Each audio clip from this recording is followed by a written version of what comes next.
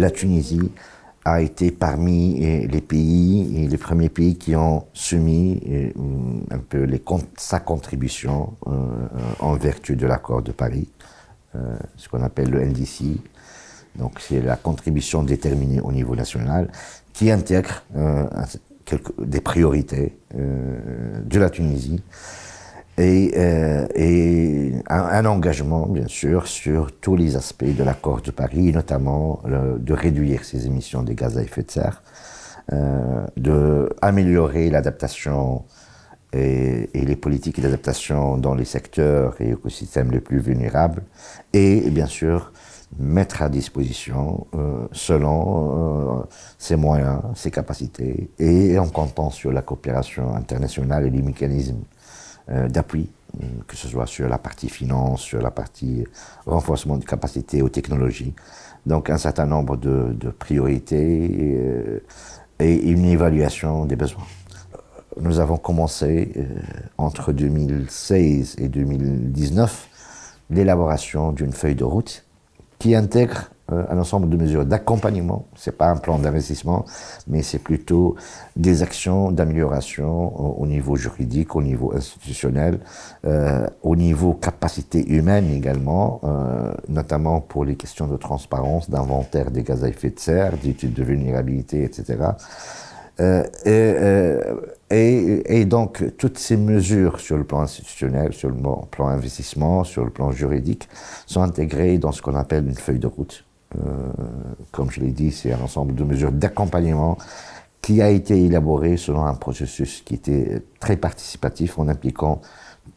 la plupart des acteurs dans le changement climatique et notamment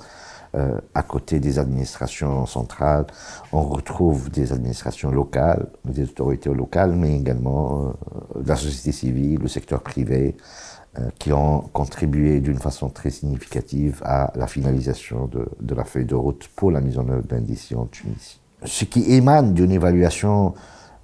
des besoins pour la mise en œuvre de NDC sur la partie adaptation et sur la partie atténuation montre qu'on a quand même besoin. C'est un grand effort jusqu'à 2030 qui sera fait dans tous les domaines, et notamment dans l'énergie, qui nécessite la mobilisation d'un montant qui est conséquent et d'un budget qui est conséquent, évalué à 20 milliards de dollars, donc à partir de 2015 jusqu'à 2030. Donc c'est quand même un budget conséquent qui dépasse donc les capacités nationales et les moyens nationaux en termes de financement. Certes, il y a une partie qui devrait découler de l'effort national, et on l'a estimé à peu près dans la partie atténuation à 13%. Vous savez qu'on a un objectif de 41%, parmi lesquels 13%. Donc la Tunisie s'était engagée à les réaliser en comptant sur ses propres moyens. Restent les 28% qui sont conditionnés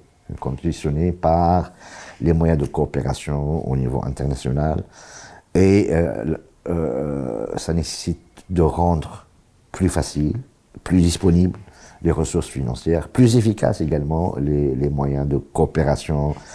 qui sont prévus dans le cadre de la Convention. Et tout le monde parle du fonds vert sur le climat, le fonds d'adaptation, etc. Mais également, il est très important d'améliorer un peu la coopération sur le plan bilatéral et multilatéral entre les pays pour justement assister les pays en développement tels que la Tunisie à mettre en œuvre d'une façon concrète sa contribution déterminée au niveau national.